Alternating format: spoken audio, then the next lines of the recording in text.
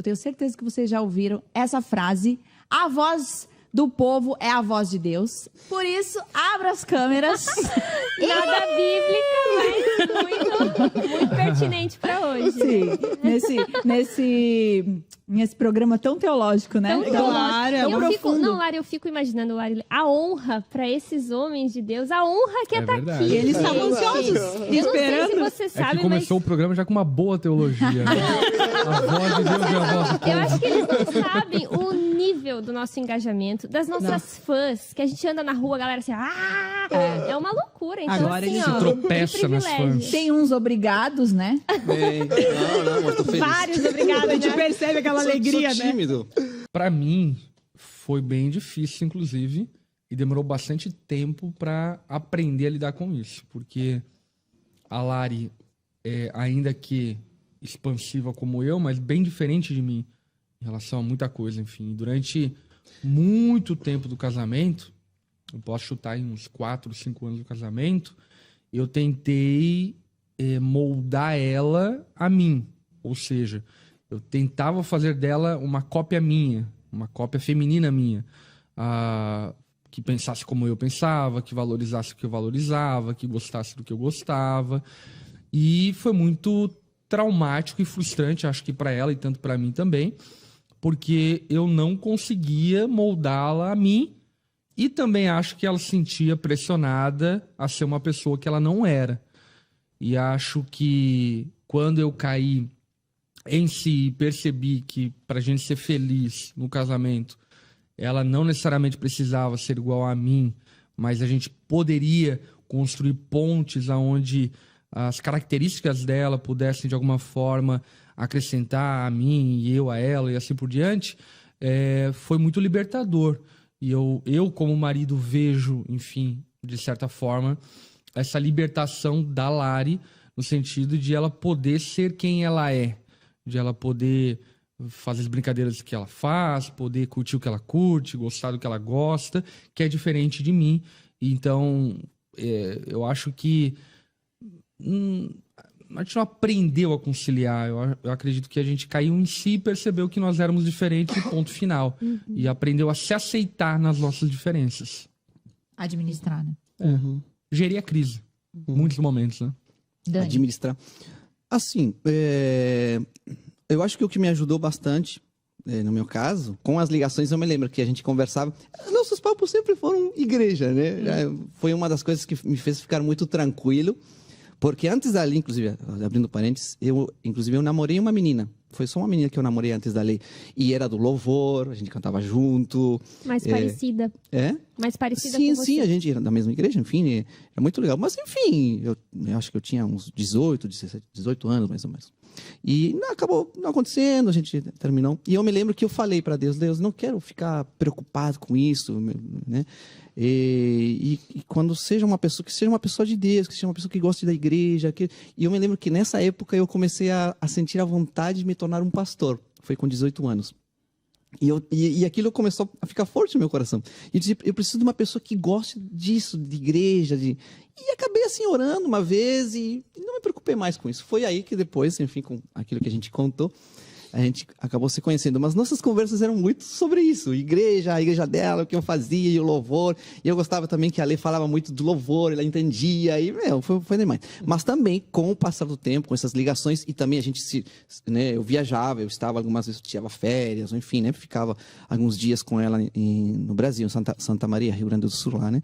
Eu comecei a me dar conta que ela tinha algumas reações mais, né, assim, fortes, assim, sabe? E na igreja também. Ou seja, comecei a ouvir pessoas que algumas vezes falavam, cara, lê isso e tal. E isso. E ali, com o passar dos anos, eu comecei a ficar nervoso com isso. Eu comecei a ficar, tipo assim, eu ficava muito tenso. Porque a Lê era muito mais, assim, a Lê ela não tinha filtro. Ela chegava e falava, e eu sou totalmente o contrário. Eu, antes de falar uma coisa, eu penso até demais. Eu fico pensando e remoendo aquilo. Para eu falar uma coisa, eu tenho que estar muito seguro que aquilo que eu vou falar não vai ferir, não vai... E algumas vezes fere igual, enfim, né? Mas a Lê ela pensou, ela já falava, né? E a Lê, obviamente que hoje, né, ela passaram-se os anos, ela amadureceu, né? Mas quando eu casei, era uma preocupação minha. Era uma preocupação que eu tinha. E a gente casou e começou a trabalhar dentro da igreja e tal, já éramos pastores, e eu tinha isso que eu ficava muito nervoso, muito tenso, e inclusive eu tinha muitas conversas com um antigo pastor, né, sobre isso, e o pastor me falava, olha, eu tenho estas dificuldades com a lei. E falar isso para ela era terrível. Piorava. A gente falava, eu falava alguma coisa, mas a lei já me colocava. O problema não era se tinha razão ou não tinha razão. O problema era como ela falava, né? E isso se tornou uma coisa meio desconfortável para mim. Mas que com o passar do tempo, ela foi amadurecendo. A questão da maturidade é maravilhoso, né? Quando se passa por esse processo, né? Quando se aceita esse processo, né? Quando se busca esse processo de amadurecimento, né? Porque as coisas vão se encaixando. Eu estou falando dela por causa de um temperamento mais forte do que o meu, mas eu também. Eu tinha algumas vezes coisas que, obviamente, como casamento, né? Ela não se agradava, né?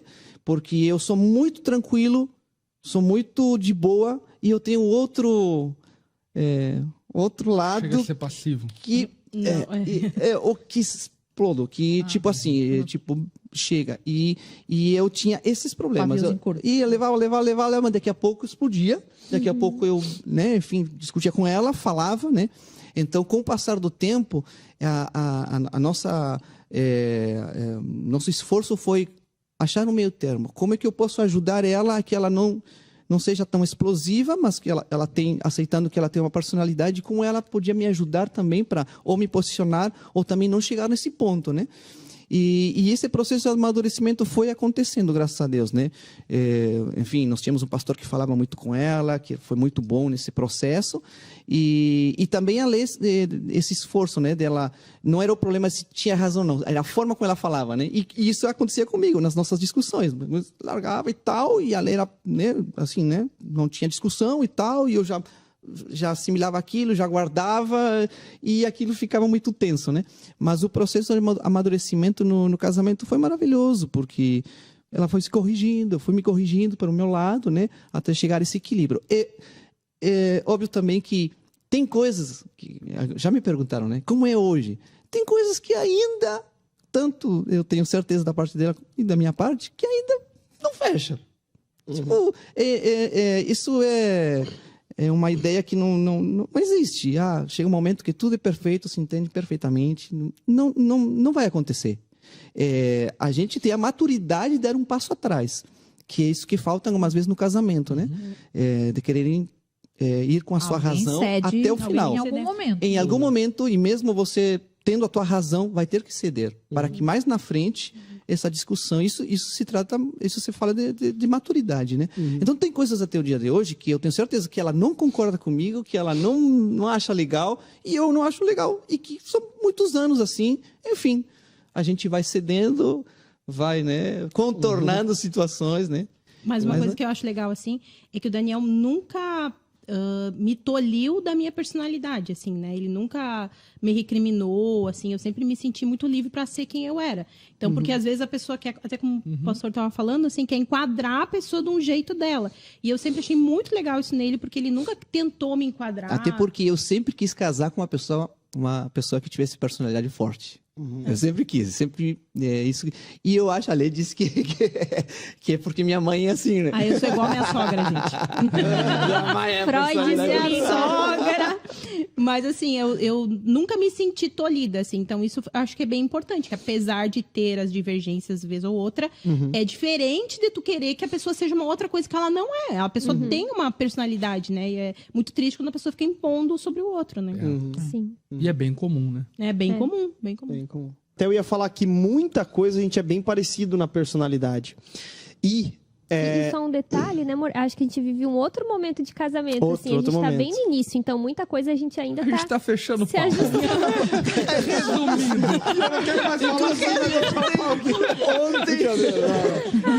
Quantos anos é? A gente vai fazer 4 anos. 4 anos, Então é bem mais recente no sentido de tempo, né, de adaptar. E é o problema que muitos casais novos enfrentam. Vocês enfrentaram, a Lara e o Lipão enfrentaram, e nós estamos rompendo com esse processo praticamente agora. Mas qual que é o ponto? As bagagens diferentes, as famílias diferentes, os planos, os objetivos de vida que eram também diferentes, isso também pode aumentar a tensão além da personalidade. Então, acho que isso é um ponto bem importante de ser destacado também. Nossas famílias são muito opostas. Muito opostas, então... Criação e tal. Então, é muito diferente, assim. Então, até o ambiente, né, que eu fui criado foi um pouco diferente do da Cauane. Então, todas as famílias são assim, né? Cada um tem seu ambiente, só que o nosso foi bem diferente, assim. E um ponto que a gente tem em comum é a nossa personalidade. Só que isso é bom e é ruim ao mesmo tempo, porque pode ser justamente a nossa força juntos, mas também a nossa grande fraqueza. Por quê? A gente não leva desaforo para casa. Então, numa discussão, nenhum dos dois é fácil de baixar a guarda, entendeu? No começo do casamento, né, amor, eu baixei muito a guarda, eu ouvia, e aí a Cauane brigava. Pode voltar no episódio Mulheres Iradas. Vai ter o meu depoimento. A Cauane berrava.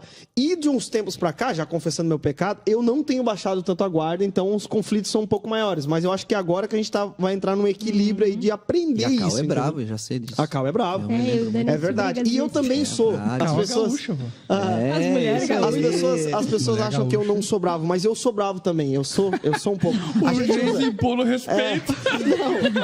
Não, é que eu sou emperreado. Sabe o que é emperreado? Acho que eu sou amarelo. Não, eu sou emperreado. O que é emperreado? Meio... A gente não sabe explicar muito bem, mas... Meio chucro, assim? É, meio chucro, assim, meio insensível, meio tipo... tem que fazer isso aí, pronto. De bobiça? Tipo, bobiça, assim. Não sei.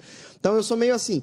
E a Cauane já é bem sensível por um lado e braba do outro. Então é um 880. Então a gente tem esses desafios das personalidades que, em muitos momentos, um não baixa a guarda por outro, mas algo muito importante. A gente sempre... depois de uma discussão, depois de uma briga, sempre a gente pede perdão, resolve o problema, sempre, graças a Deus. Não normaliza isso. Não normaliza isso. A gente sempre, nos cultos familiares, nas conversas antes de dormir, a gente sempre pede perdão, busca mudar, e é isso. Enfim, a gente geralmente enfrenta tem um mais quietinho, assim. Eu vejo no caso de vocês, tem um mais introvertido e as mulheres são mais extrovertidas. Expansivas, assim. Nosso caso é um pouco ao contrário. O Geis, ele é mais expansivo, mais extrovertido, mais galera, assim, e eu me seguro mais. Mas, ao mesmo tempo, quando eu tô muito em casa, eu sou assim também. Em ambientes de intimidade, eu sou também extrovertida. Então, é uma luta pra quem fala mais lá em casa, né? E agora a Annalise entrou nessa também. Então, o almoço e a Cauane falando de lá, eu de cá e a Annalise. Mas é maravilhoso. Também. Então a gente tá aprendendo a lidar ainda. A gente tá se misturando muito.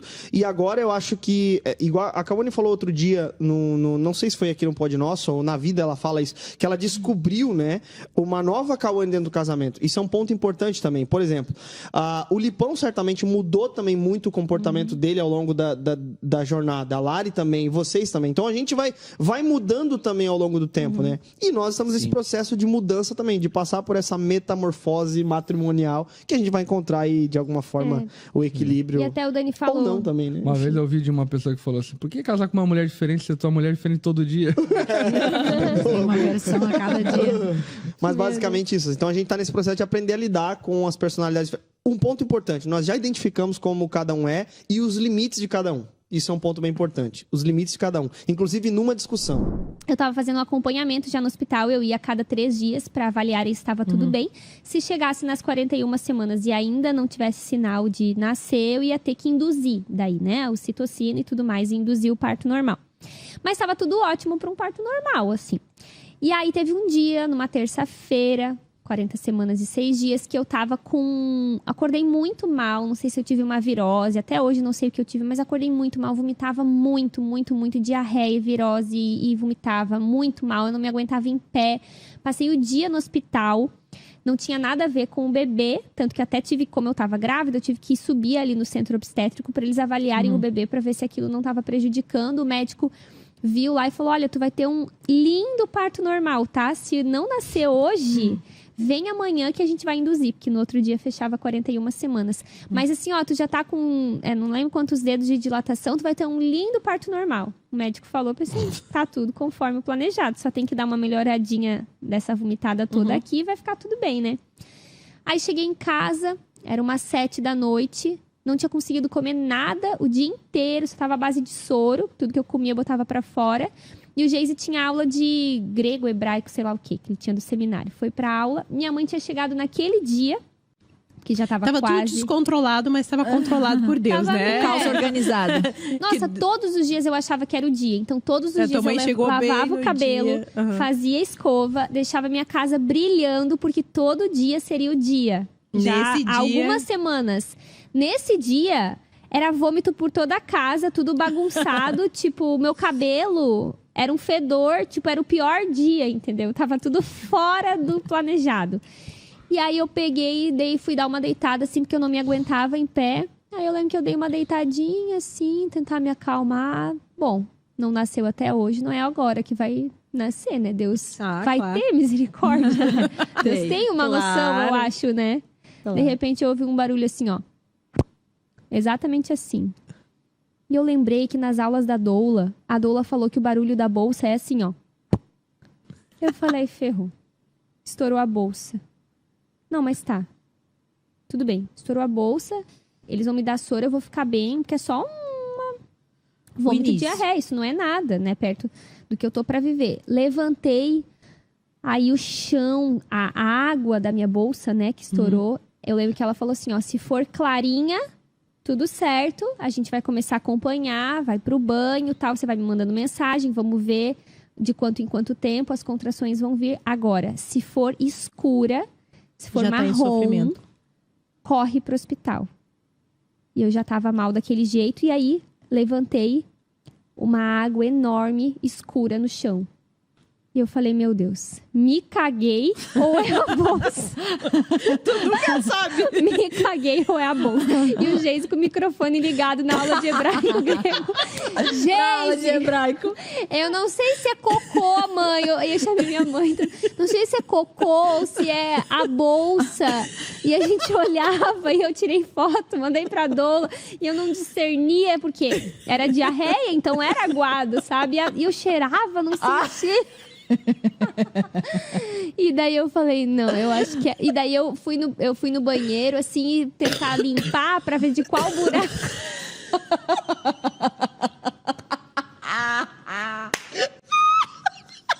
Pra ver qual buraco tava sujo.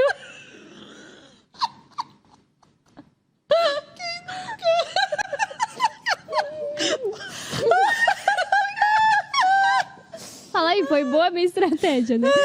Era o único Nunca jeito de pensaria. Eu acho que ia ficar eternamente chorando aqui, ó. Ai, eu cocô. E eu não tinha Mas comido é nada. ótimo, mais higiênico, né? Pensa, eu não tinha comido nada, então meu cocô seria puro soro. Sei lá, se existe isso, porque eu só tava... Ai, sei lá. E eu vi que o meu negocinho bronzeado, o cocô tava limpinho. Eu falei, é a bolsa. Ferrou, é a bolsa. Ai, Deus. Mas assim, ó, é bom, importante falar, porque assim, ó, quando a gente tá por ganhar, tem gente que faz cocô mesmo. É Tu já também. não sabe, tu fica num estado que tu não sabe. Não, é uma humilhação, sabe? Uma verdadeira humilhação. Não sabe, não controla mais nenhum buraco mais. Sabe quem me respondeu? Quem? Também de famoso, o Alisson. Eu adoro o Alisson. Eu mandei pra vocês, eu não mandei pra Não. vocês. Espera, gente. quem Gente, é que eu sou Alisson? colorada, o Alisson é um Gente, goleiro eu- do Inter. Eu Mas falei com O Alisson eu já encontrei. É porque assim, ó, O Alisson já encontrei, os que era irmãos do... dele tudo conheço. Ele era do Rio Grande do Sul, né? Encontrei lá num de Porto hotel uma Alegre, vez, tomando Igreja café da Batista. manhã. Maravilhoso. Mas sabe por que eu falei com o Alisson? Sem querer. Não é que sem querer. É que Não, Larissa. eu fui falar uma frase e eu falei igual a ele. E aí o Lipão falou, meu Deus, tu tá parecendo o Alisson falando. Aí, O Alisson, goleiro da... Vocês estão falando do goleiro? Pera, você tá falando do goleiro do Inter, que eu não tô falando de goleiro nenhum. que agora é goleiro da seleção. Gente! Cantor? Achou que fosse o Alisson? Eu não achei, mas como tu falou goleiro, eu conheço. É porque eu Não, pensei, não, porque o ele é Spitzer. crente. O que é Spitzer? Falta 10 minutos pra gente acabar essa gravação. Ai, deixa pra lá, velho. Fala, amiga, o Alisson. Ah, o Alisson. Ai, gente, eu achei que era o Alisson que é crente, sabe? Esse o Alisson é Alisson crente, aqui, né? ó. Aqui, ó. Nunca vi na minha vida. Bonito, Ó. tá bem reto. Eu tô tô mentindo. Pessoal, nesse vídeo eu vou mostrar pra vocês que eu vou decorar o meu bolo de aniversário. O bolo é com recheio de abacaxi, com creme belga. E eu já bati nata com leite condensado.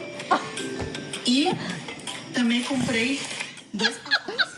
Esse Alisson que eu tô falando. Eu conheço o Alisson, eu adoro o Alisson. Eu marquei o Alisson. Daí ele respondeu assim: ah, que fofa. Daí eu disse: te amamos, Alisson. Daí ele: eu também amo vocês. Eu achando que era o Alisson. Mas, ai, fui longe. Não, é E outro. depois ela disse que esse episódio não ia render. Olha aí o Não, Alisson. mas não tá rendendo. Vocês acham que tá rendendo? Tá. Vocês acham que tá rendendo? Não tá. Não. A gente tá aqui que nem umas conversa fiada. O que foi? Eu vou fazer xixi. Meu Deus.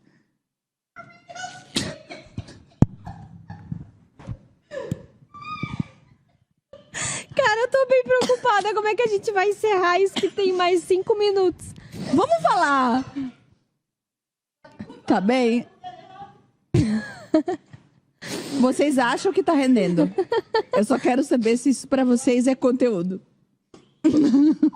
Ai, gente. Amiga, você tá passando mal, velho. Sério, gente. A chaleira é bullying. A chaleira entupiu. Gente, sabe quando a água vai pro lugar errado? Sim, amiga. Respira. Respira. Eu acho que a gente precisa falar alguma coisa fundamental. Ah, Hoje é o então, nosso olha forte. só. Aquela que não para de... Não, é Meu, Kawane. rapidão. Vai. Ela fala no final que tá disposta a arriscar algo novo entre os dois, mas sem deixar o que dá certo de lado. Então, olha só, a mulher tava com preguiça, Arriscar algo se novo. jogou. Descobrir novas formas de fazer o mesmo. Puxa, Depois vocês confiram se tá na Bíblia mesmo ou se o Geise que inventou. eu acho que não tem nada disso. Tem sim, Letícia! Não, eu confio muito Foi dar uma nele. cantada teológica. Não, ele tava estudando. Não era um não era um contexto que a gente tava namorando, era um contexto que ele tava estudando. Vou até pesquisar que se é isso mesmo. Verifique aí, pessoal, antes de arriscar algo novo. Aqui, ó. Antes de vocês saírem. Tá aqui, tá na Bíblia, tá na Bíblia. Dá uma Olha só, olhada aí. olha só. Entrei em meu jardim, Cânticos dos Cânticos 5. Minha amiga e minha noiva. Recolhi mirra com minhas especiarias, comi meu favo com mel, bebi meu vinho com leite. Comam e bebam, amado e amado. Sim, bebam de seu amor quanto puderem. A amada diz: eu dormia, mas meu coração estava desperto. Quando ouvi meu amado bater a porta e chamar: abra a porta pra mim, minha amiga, minha querida, minha pomba, minha perfeita. Minha cabeça está molhada de orvalho e meu cabelo úmido do sereno da noite. Eu respondi: já tirei a túnica, vou ter de me vestir de novo? Já lavei os pés, vou ter de sujá-los? Meu amado tentou destrancar a porta e meu coração se agitou. Levantei-me de um salto para abrir a porta. Ao meu amor, minhas mãos destilavam. Abri para o meu amado, meu coração quase parou de tristeza. Procurei por ele, mas não encontrei. Chamei por ele, mas ele não respondeu. Olha só, é bem como Geise disse. Depois, olha, dela vai e se entrega. Meu amado é moreno e fascinante. Ele se destaca no meio da multidão. Sua cabeça é como ouro puro, seu cabelo ondulado, preto como cor. Cara, que top! Que top! Uma aula de sexologia. Muito bom, hein? Falei que tem que Eu não trazer fiz os nada de maridos. arriscar algo novo. Você Calma, calma. É no capítulo 7 e 8. Ah, não, mas eu acho que era melhor as pessoas, cada um lê em casa, né? Tem a sua interpretação.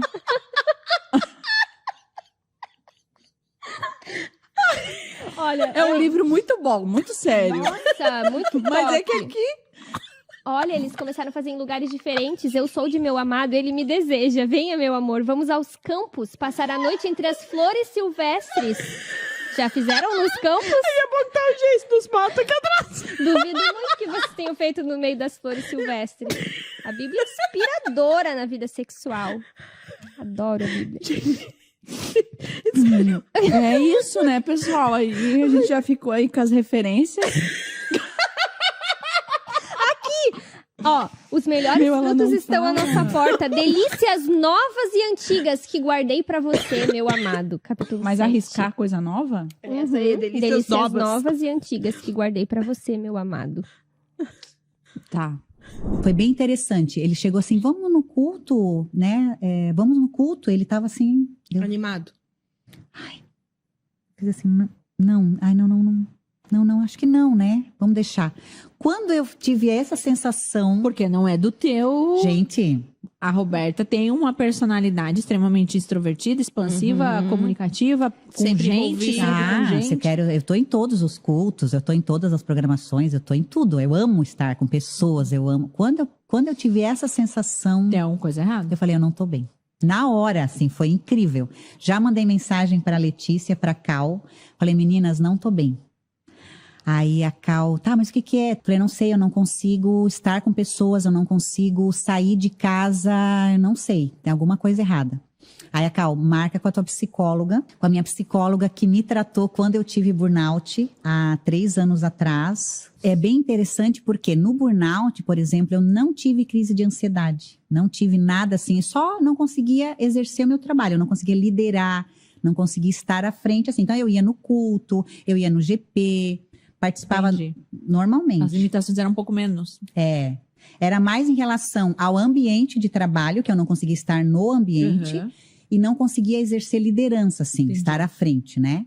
Dependerem de você. Assim. Isso, mas estar no meio de pessoas, não tive nenhum episódio, assim, de crise de ansiedade, né? E aí, no transtorno de estresse pós-traumático, daí eu tive muitas crises, tive várias crises, e foi um processo, assim, bem dolorido, bem difícil. E aí, logo eu já procurei a psicóloga, relatei, ela falou, olha, ela já diagnosticou, você está com transtorno de estresse pós-traumático.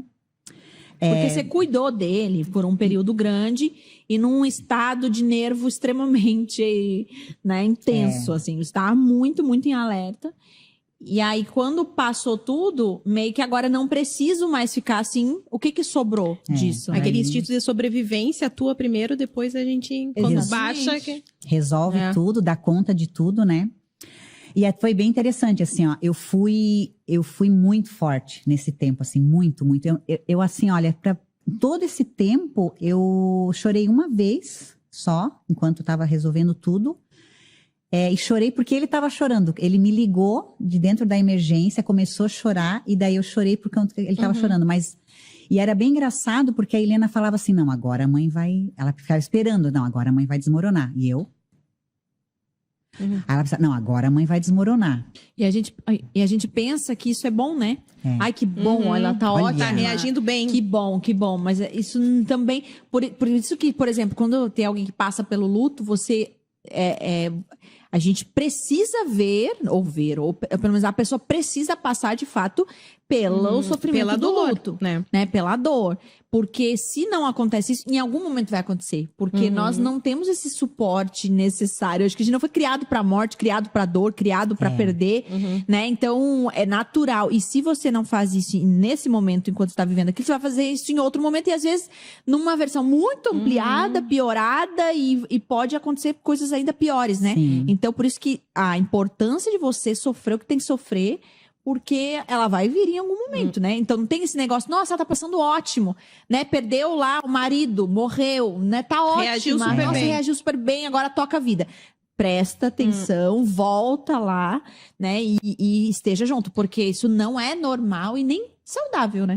Precisamos viver. E a gente precisa entender que você chorar, você não é fraca porque você tá chorando, né? Você tá sentindo, você está expressando aquilo, o sofrimento, você tem que colocar pra fora. E às vezes você acha que é fraqueza, né? Não pode, é uma né? expressão de fraqueza. Eu não tô dando não conta, foi o caso né? da Roberta, né? Mas algumas pessoas até por crerem em Deus, assim, não se permitem passar por um sofrimento, né? Não, isso não pode acontecer comigo, porque, né, eu creio em Deus, eu sei que Deus é fiel, e que não sei o que, daí a pessoa não se permite passar por aquela dor, e em consequência disso não tem como, né? Tu tá passando, só que daí tu não tá passando da forma correta, né? Não foi o caso da Roberta, né? Eu acho que no teu foi bem instinto de sobrevivência, assim, né? De querer resolver tudo, mas depois sentiu, né? E é interessante porque depois, fazendo E assim, logo eu procurei um médico também, né? Já comecei a tomar medicação. Então, assim, eu procurei o tratamento muito rápido. E isso fez toda a diferença, sabe? Eu tenho, às vezes, atendido pessoas. Graças a Deus, até Deus já tem usado, né? Toda essa minha situação, experiência para ajudar outras pessoas. Mas as pessoas resistem muito, sabe? Tanto a fazer terapia quanto a tomar medicação. E assim, a medicação me ajudou muito. Me trouxe equilíbrio, me fez pensar, me fez, sabe? Me trouxe para o centro, assim. Porque o teu emocional fica muito abalado. Você fica muito desestabilizada. E aí, o processo de cura já é um processo longo e difícil. Então, se você tomar medicação, isso fica um pouco mais fácil, fica um pouco mais ameno, sabe? Você consegue passar melhor pelas coisas, né? E eu vejo, assim, também o quanto é importante as pessoas compreenderem, porque, assim, existe uma resistência também por sermos cristãos, às vezes, de fazer uso da medicação, ou do médico, no psicólogo, porque a gente entende que Deus tem poder para curar. Né? Então, se Deus tem poder, por que Deus não faz? Por que Deus não age nessa situação, né?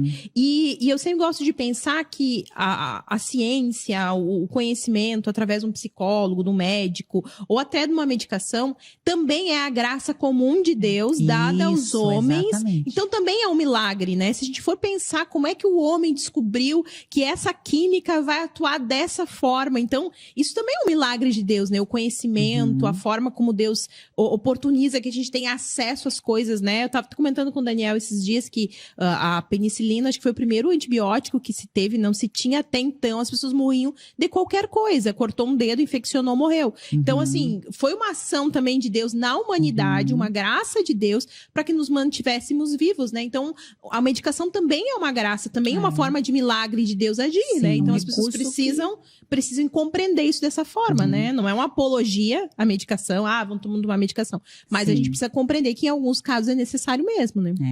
E assim, na minha vida, tanto o burnout quanto o transtorno de estresse pós-traumático eu sabia que seriam processos que eu precisaria passar e que o que eu aprendi ali, eu não aprenderia de outra forma em nenhum outro momento. E eu sabia que se eu fosse curada, eu perderia isso, sabe? Esse processo de aprendizado, de transformação, de Deus tratar coisas que ainda estavam ali, que precisavam ser mexidas, sabe? Do meu passado, da minha história, né?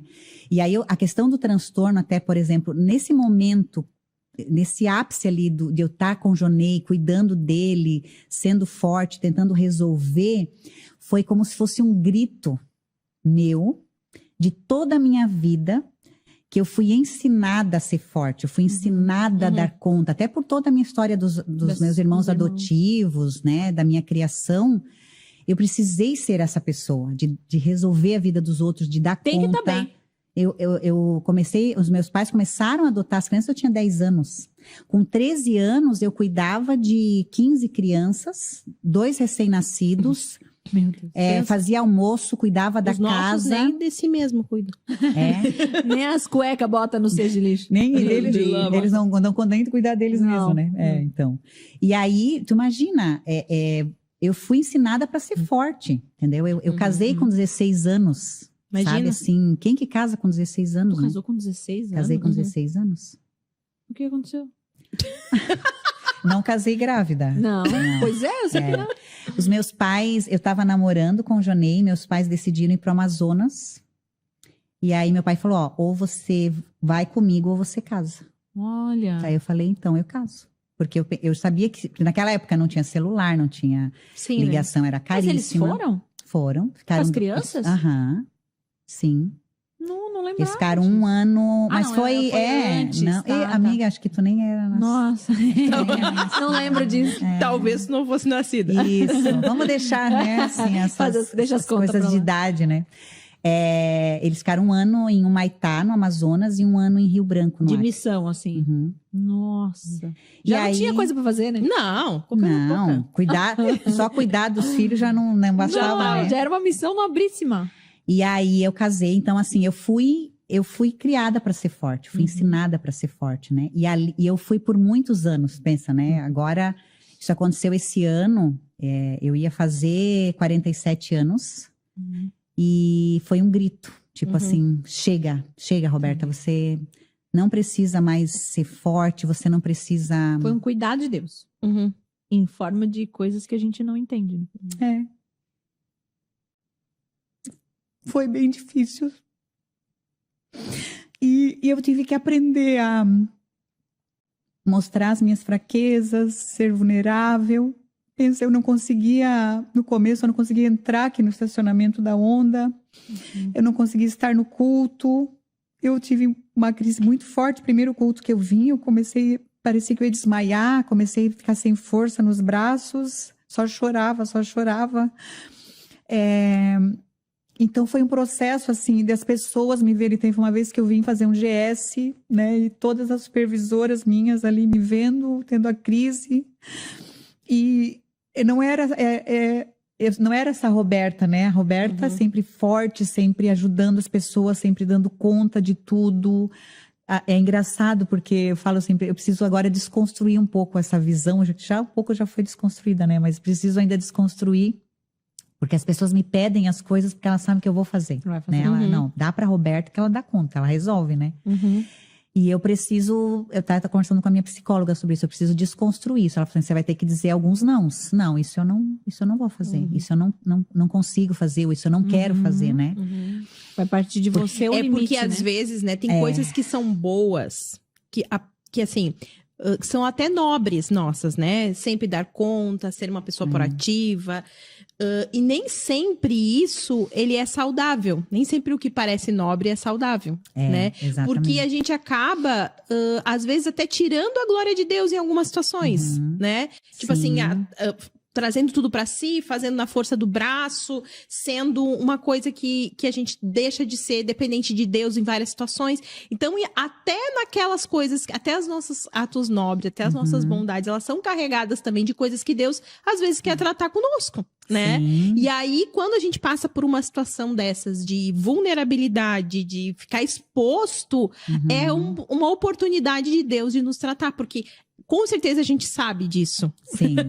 Tu já sabia que tu precisava ser vulnerável, tu já sabia que tu precisava depender, né, de Deus, enfim, né? Tu já sabia disso. Mas é numa situação de total instabilidade que a gente consegue perceber a grandiosidade daquilo que a gente precisa, né? Daquela mudança. Tu até sabe, mas tu não consegue. Tu não consegue. Tu não consegue porque é um automático, né? Tu viveu a vida toda assim, tu não sabe ser diferente, né? Então precisa passar por uma situação dessa tão drástica, né, tão traumatizante para você conseguir se libertar disso.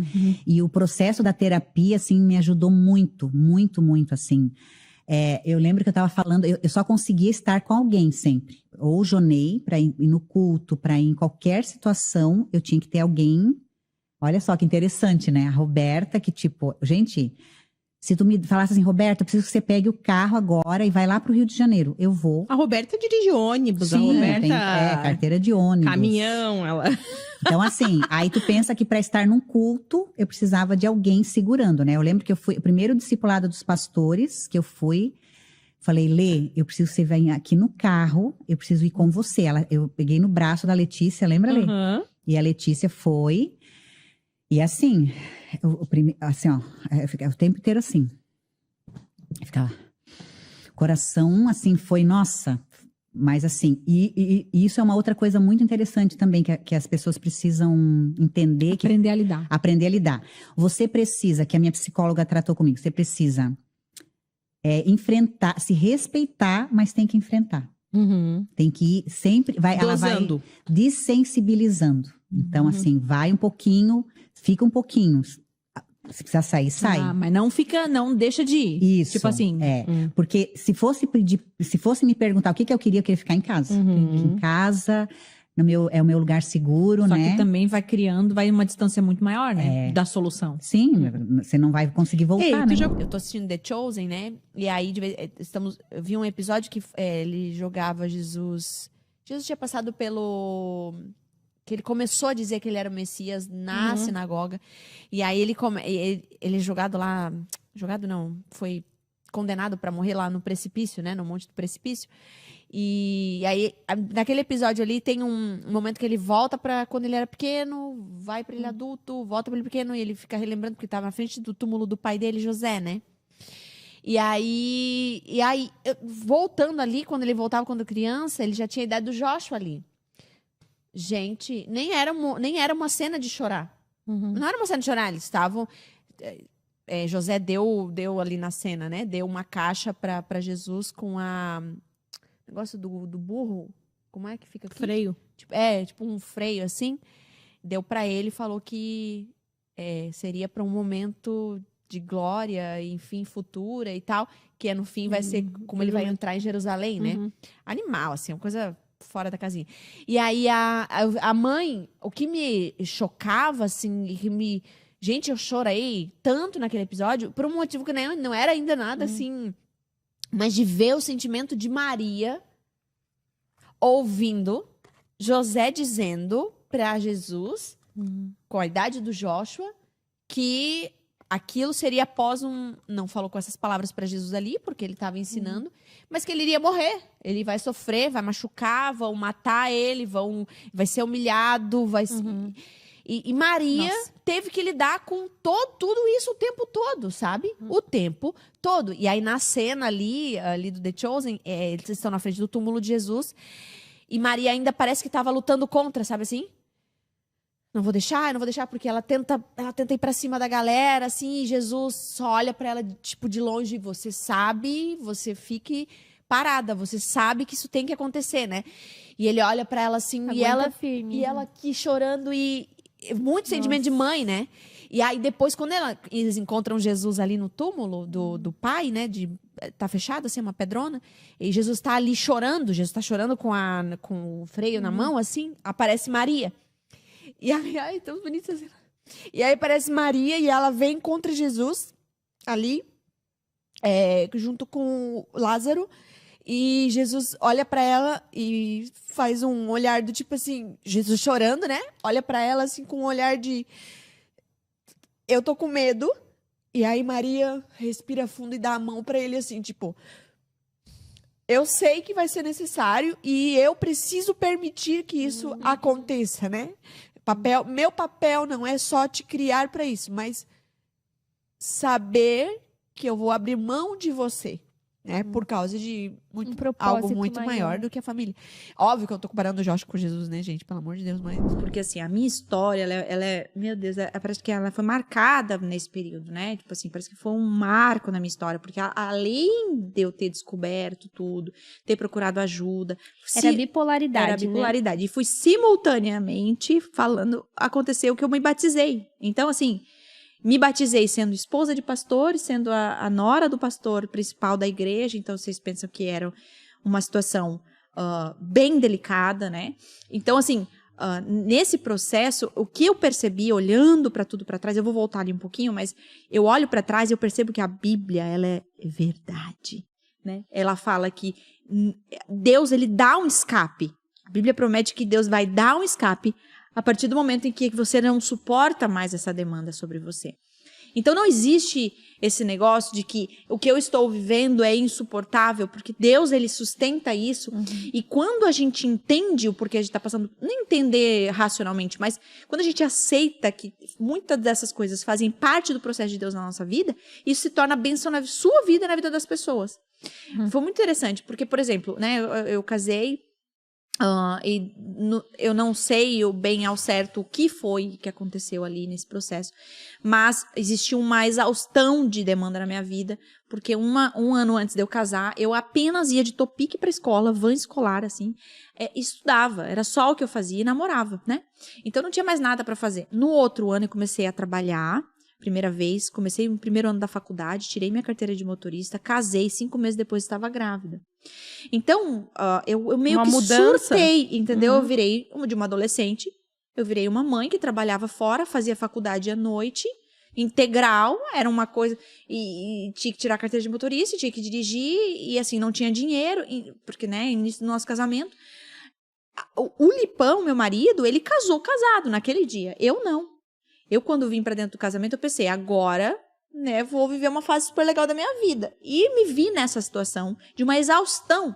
E eu acho que isso já mexeu com outras coisas dentro de mim. Bom, resultado da ópera, fiquei durante 4 anos da minha vida lidando com problemas emocionais. Então, assim, sintomas desse período, né? Eu era extremamente irada, violenta, então eu era violenta nas palavras, eu era violenta nas ações. Então, tudo começou com ofensas verbais, né? Então, de idiota era o mais fraquinho, né, gente? Que a gente vai aumentando. Conforme ia passando o tempo, era um empurrão que eu dava nele. Ele falava, Lari, não precisa disso, né? Ele ia segurando, não precisa disso, vamos, eu tô aqui. Ele também, um menino, não sabia muito bem lidar com isso, né?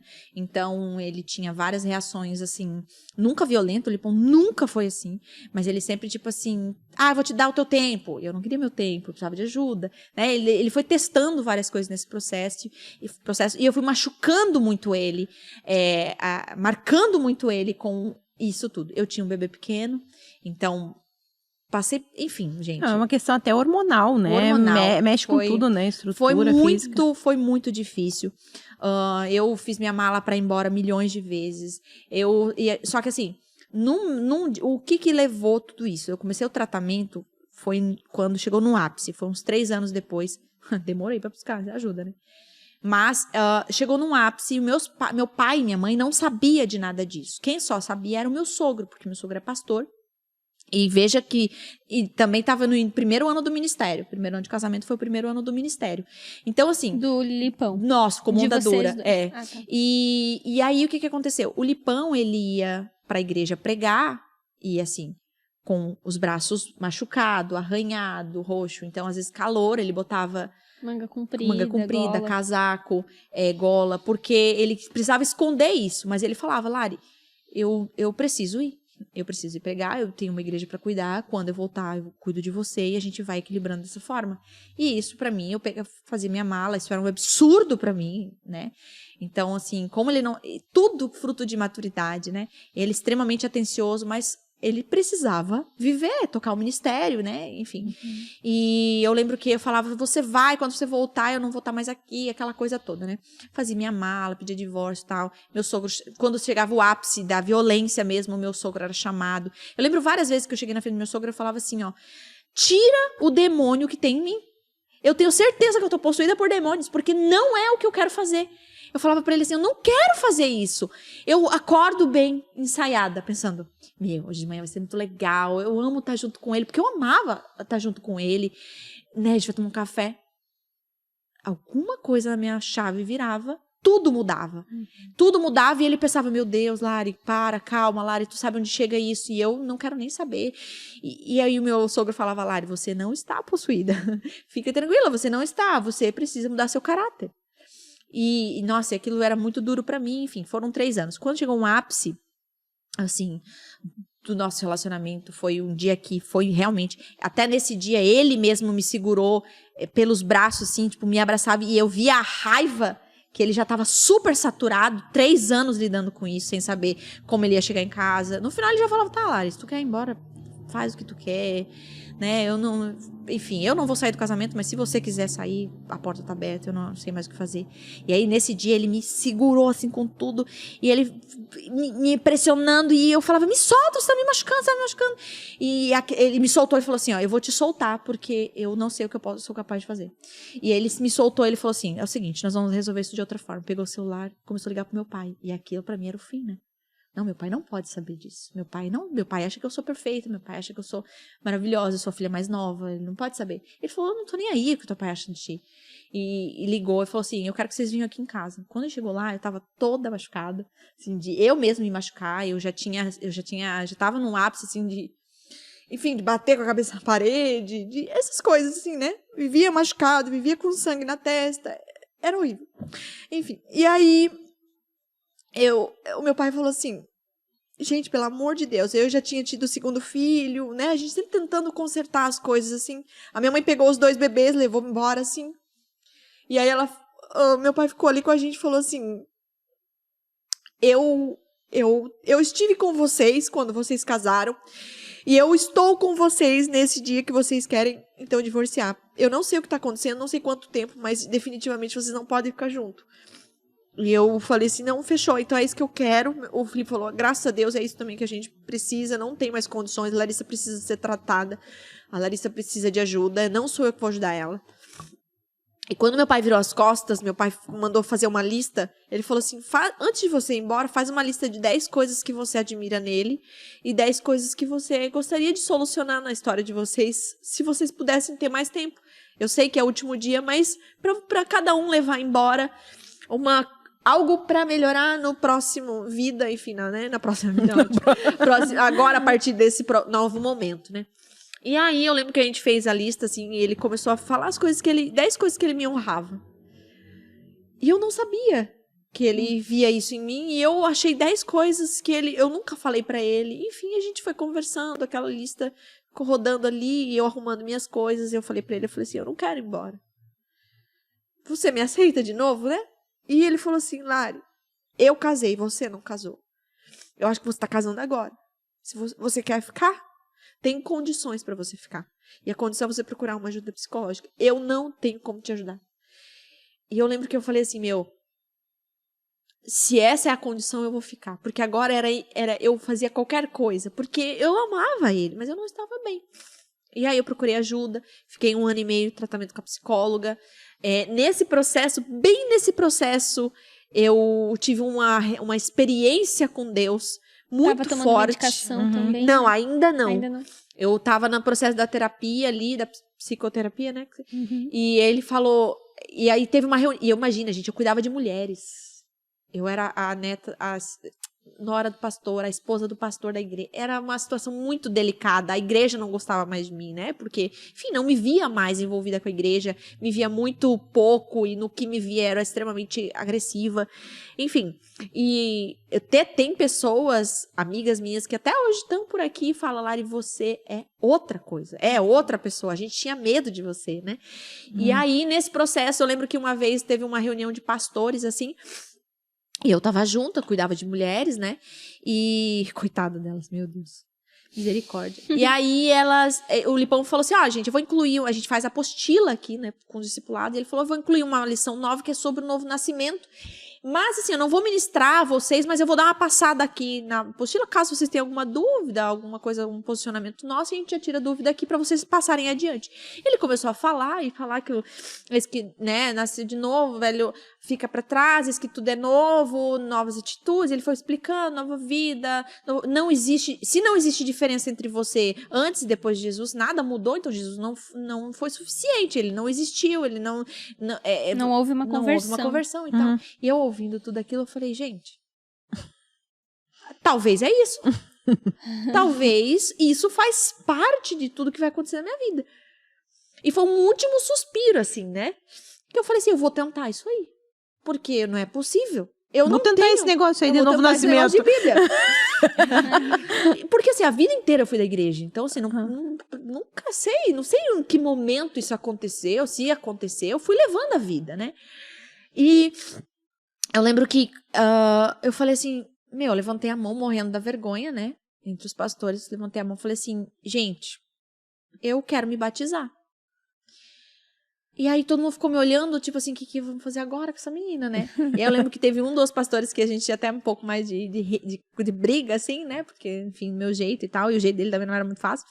E ele virou pra mim e falou assim, eu sabia que você não era convertida. Assim, ele tava só esperando a deixa. Só tava esperando o momento. E aí, a partir daquele momento, foi muito... Aí o Lipão falou assim, Lari, não, vamos conversar isso em casa, eu te batizo em casa, né? Pra você não ter esse constrangimento. Eu falei, não. Vamos fazer isso direito. Eu quero na frente da igreja toda.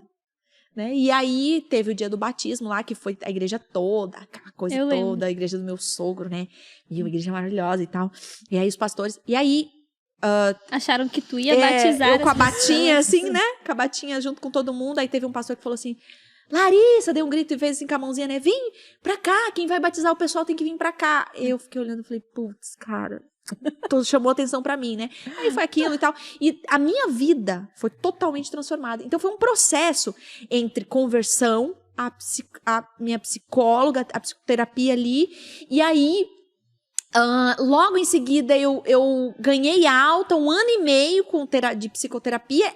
Eu fui por conta própria com a psiquiatra. A minha psiquiatra entrou em contato com a psicóloga, aquela coisa toda. E aí a psiquiatra entrou, né, chegou a um diagnóstico depois de um mês quase conversando, que existia um traço de bipolaridade, tomei medicação. Eis que tudo se fez novo, né? Então, assim, foi completamente diferente. A minha maternidade foi restaurada, a visão que meus filhos tinham sobre mim foi restaurada, meu casamento foi extremamente restaurado, a minha visão sobre a igreja foi restaurada, eu amo pessoas, eu sirvo a Jesus. Então, assim, foi completamente diferente, porque existe um pacote de conversão, minha indignação de querer ser diferente, de querer mudar. A psicóloga, a Lari é bem um caso, assim, bem pontual disso, né? Do quanto a gente necessita de uma série de ações. Não é uma coisa, às vezes, só que vai resolver. Ali dá bem para ver, né? O papel da terapia, a intervenção medicamentosa, a própria conversão, talvez tu não teria o mesmo resultado, se formos falar em resultados. Talvez a pessoa já tá convertida, mas tem a ver com um amadurecimento Exatamente. na fé. Se não tivesse tido todos esses passos, né? Então, às vezes as pessoas perguntam se concorre uma coisa com a outra, né? A terapia, não, mas eu sou crente, então não é porque tem lugares para as duas coisas, né? E ainda tem mais coisas também. A gente é um ser integral, né? Eu vivi um tempo que eu tava me sentindo assim muito desanimada, não tinha vontade de conversar com as pessoas, muito fraca, queria me isolar, tal. Comecei a ficar preocupada, será que tá começando a acontecer alguma coisa, né, no que se refere à minha espiritualidade, à minha vida emocional? E aí eu descobri que eu tinha anemia, né? Fiz uma bateria de exames e é isso, né? A falta de ferro no corpo deixa a gente realmente, né? Sem força. Tu não tem força nem física, então quanto mais disposição de estar com as pessoas, né? Então é bem importante essa visão, assim, porque às vezes ou a gente espiritualiza tudo, né? E aí esquece que a alimentação, o sono, profissionais são importantes. E Deus está nisso também, né? É porque foi bem o que tu falou, né? Quando tu explicou ali a questão da graça comum. Talvez as pessoas não saibam o que isso significa, mas a graça comum é a graça que Deus dá a todos os homens. Então, a ciência, o conhecimento, a medicação, ela é a gente precisa entender isso como graça de Deus, não como, é fruto dos homens, então eu sou crente e eu só me trato com coisas espirituais. Eu olho pra trás e eu vejo... Eu me identifico muito com a história de Moisés, sabe? Você vê que Moisés cresceu no ambiente de idolatria. Ele cresceu ali. Ele estava com aqueles deuses, ele conhecia toda aquela cultura. E o chamado dele foi o exato oposto daquilo. E hoje eu entendo que não foi só uma permissão de Deus, eu entendo que foi a vontade de Deus. Foi aprove a Deus que eu passasse por tudo aquilo, que eu conhecesse tudo que eu conheci, né, para que eu pudesse libertar pessoas com a graça de Deus. E assim, só que eu vejo que Deus me guardou a todo tempo, sabe? Então, eu acredito que Deus foi muito misericordioso, porque muitas vezes, isso é uma realidade, a gente não sabe onde encontrar. E eu era uma dessas pessoas. Quem cresce com família de crente não consegue imaginar isso. Tipo, que tem gente que não sabe onde encontrar mesmo. Não sabe. Né? E tem gente que é intolerante. Ai, fulana da macumba. Nossa, que pessoa pesada. Nossa. Aí a pessoa faz... Só que é uma pessoa que está desesperada por encontrar algo. Está buscando, né? Sabe? E eu acredito que essa busca agrade o coração de Deus, porque tem muita gente que está indo em macumba, indo em astróloga, indo nisso, Por causa da fome. com um anseio muito maior. Então, assim, você nunca vai ver um ex-macumbeiro que é um cristão que não se importa. Ele, porque assim, você depenava a galinha, você limpava sangue. O que vai ser pra você varrer uma igreja? Né? O que vai ser pra você servir? Não tem essa, vai mudar de paz todo tempo. Você não muda de pai de santo. E oferta. Quem pagava a casa do nosso pai de santo era a minha família. Quem imobiliava a casa era a minha família. Sabe? Cerimônias. Tinha cerimônia que você tinha que gastar 10 mil reais. É que tu vive debaixo de uma não graça, né? E aí quando você vive debaixo de Jesus, é uma resposta que tu pensa assim, poxa, eu tô sendo amado gratuitamente, então tu responde melhor. Isso, tanto que quando eu me converti, uma coisa que me marcou muito foi assim, eu já conheci o sacrifício, mas eu tive que aprender a descansar sem ter nada para oferecer. Na verdade, a gente nunca tem nada para oferecer, mas a gente entende. Sim. Foi como esses 2 anos que eu passei lá, na Espanha também. Eu podia ter aberto a agenda lá fora, eu podia ter feito muitas coisas, mas eu entendi que era um tempo de ser humilde para reconhecer assim, mesmo quando eu considero que eu estou na minha pior performance, ele me ama. sabe? E no fim é muito engraçado porque a nossa relação com Deus, isso é o que me constrange muito. É igual quando chega teu aniversário e aí um filho vira pra você e fala assim: mãe, me dá dinheiro pra eu comprar um presente pra você. A nossa relação com Deus é assim, sabe? A gente quer dar algo pra ele e aí ele dá pra gente e com toda a mansidão ele fala tipo assim: eu vou fingir que eu não sei que eu que te dei pra que você possa me devolver isso, sabe? Então assim, esse amor, esse Deus que te ama de uma maneira que assim não tem sacrifício que você possa fazer, né? O livro de Hebreus foi o livro que assim, no dia em que eu confessei Jesus, eu comecei a ler a Bíblia e eu li a Bíblia assim 7 horas por dia, 9 horas por dia. Eu tinha crise de enxaqueca. De tanto, né, tá ali buscando, porque a conversão é traumática pra mim, né? Por quê? Porque eu cria que o candomblé era um caminho pra Deus. Então, quando eu ouvi a pregação do evangelho, e não foi numa igreja, eu nunca tinha pisado numa igreja, foi na sala da casa da minha sogra, né, que hoje é minha sogra. Ela me contou um testemunho dela e eu senti de novo aquela presença que eu falo no testemunho que eu havia sentido. Eu me lembro que eu falei assim: Jesus, eu não sei quem você é, mas eu não quero me sentir traída de novo.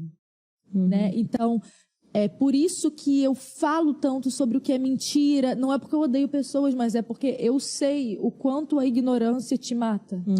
Sabe? A ignorância não é só algo que para na tua mente.